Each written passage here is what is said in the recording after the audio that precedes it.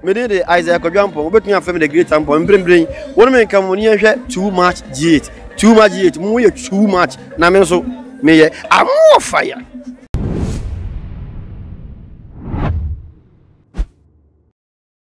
Ebusia for me mama akwaba biem send na akowie de saa ne ebeye no abatuo mu e na Ghana sabre na wotwumi ye watete ye bobo abana no enrada e na nyame ye adom a yitimi ekokasti ye vote miti abana na ye koso a ye bobo no nanso sabre de otum se ye awa no akonenim yetimi akenkan bi aboabo bi anu amatese ya de ebetimi aka se yenya eye Member of Parliament elect bi asabe moment mi di omo say so omo go so say abani de yedi nkunim na tese aka say isi na mu na declaration beto aponte na tese obi ate no wase say we mu en wo modi nkunim no ye fe omo elect no ebi na na abato yi ekoso nia no constituency ba ko a Ghana fododo na edi echire aya waso West Wogon constituency no emumu beka ya efri ni by elections just Madam Lydia Al-Hassan efa wa NDC for election no esa mo members sign yes mo go to abali biem any campaign ahodro ma ye just bre omu yi John Dumelo actor as one candidate at the man campaign ahodro wa ye eduma ahodro wa ye ni tese nyama akoko so bebre no na tese na manfo do na any ediate so we so mu ba say so John Dumelo ye new candidate awojina for member of Parliament on the ticket of the NDC. Wobetime di sunkunim anase Mami Lydia Al-Hassan no so nikunu ewu ya atese wetimi edi akonya no wono na beto aso nipa ni beso no ama na to aso ana na tese na akwaye ensema ehu hia pa akwaye critical position wo hodo nti wo go for the draw ed wo mani edieche na enrada no ebra aban kinkan no koso bi hu se ase actor John Dumelo na ase on feeling comfortable kwan bi so say ase police stations ahudo bi akoko no na aba no ye kinkan ase the industry obemu na ase industry na satia ko na nkuribie na ba form kakra nti na akwaye NCP na enumu enetese aban kinkan no e constituency no wo matimi akayewe atese satisfied result abetoja excess Madam Lydia Al-Hassan wotimi epeja vote no emu 39,851 and John Dumelo so etimi secure 37,778 votes and no excess Madam Lydia Al-Hassan no wojina NPP ticket so at so ye incumbent member of Parliament Adima Ayewasu West Wogon no na sabre was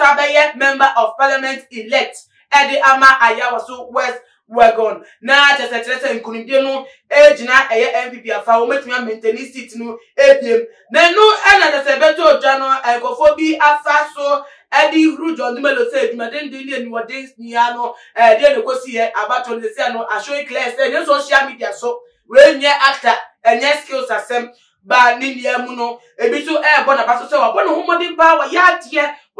pa na se for a first timer wotimi ba no to me puli this number of votes and not just in a sokra wo de manu akeduma kakra bi obeye ede aka wo no ye no to ka wo dia na nkurudie no ebetimi aba na fam na Ghana fo wo mu ebo da baso nia echie no ne John Dumelo ne rival na ne competitor and wodi no ejina o city to no April so ye Madam Lydia Al-Hassan asabre or ye member of Parliament elect Edi Emma Ayewasu West Wogon no ono to ababonti abebo no abo John Dumelo abaso pa say why are there those on na April ono na say I said basabasa ya kakra mi timo ase kakra ba o nte batin ye mu no wo John Dumelo abaso say wetima ye adwumaden etimi akokoden amate say one ne margin no de eben kra kakra bi kra na te say egole no kra age na the same stand so nti why are there pa na te say ne nsem ne obese wo ka te John Dumelo say we are fighting the good fight why ye adwumaden or deserve abaso body or deserve say Ghana for ebe president than say won bebu no for a year vote to me gather because for the first time I found there any seat I can LP before seat on my maintaining since 2012 now they see ne what me a police vote na to say wa boy juma na to say Mami Lydia Al-Hassan dear and I made abesum na ni mu no Wushemu pa wushemu ya. And of course, Pastor John Dumelo. Boy, yeah, dear, what we did some few times here, we walk few times span your work. Any dedication, any commitment, what they share a year into the campaign, to say, so about papa. Because we share a year margin, now they compare to 2016 election, and now to say, na NDC, Sabran, the woman, you know, baby, I create bang. Yes, I see to know. And one more result no company they can be I can't me main I was so west we go sit no our can be so but with 37,000 no any Madam Lydia ye 39,000 no to say margin na go cry 2,000 be as the 2,000 no say what people adwuma bi ka ho no omia nani na te say okosua dedicated ye committed to the course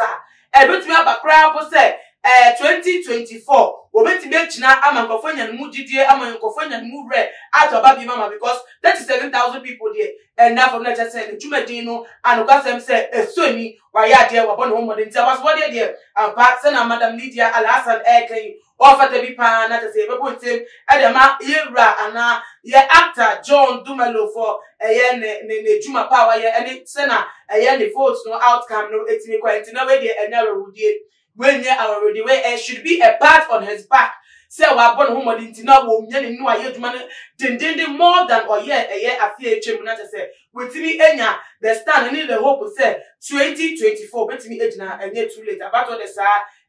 so first time boni na say wa ko wetimi akodu say me petrol we there na ni da so e wo mu e de mo ne tie busuafo me di besi ase wa dwen twe no bomo dia ne fa som yen e we comment section bi mo so no follow yen e wo Twitter any Instagram @2magh_. Facebook also @2magh. Na subscribe our YouTube channel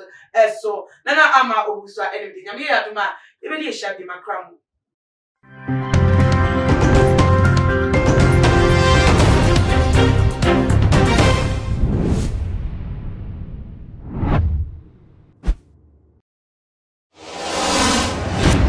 The major prophet kun chacha on say me catch was say bomoden na hwe too much GH on say me kan ye nyene bone pa na kase ye pe wo wi ase ya asonde nti na Adam wo hu nyame ye no nyam no wo hu ne ma bi a wo hwehwehwehwe e wo other place ne ade kat won na bomoden na be hwe too much GH be hwe na subscribe bomoden o be hwe pe na wa ye subscribe o subscribe subscribe na subscribe na o subscribe a na wo benya ne ma papa a wo pe ahwe nyame hira na ura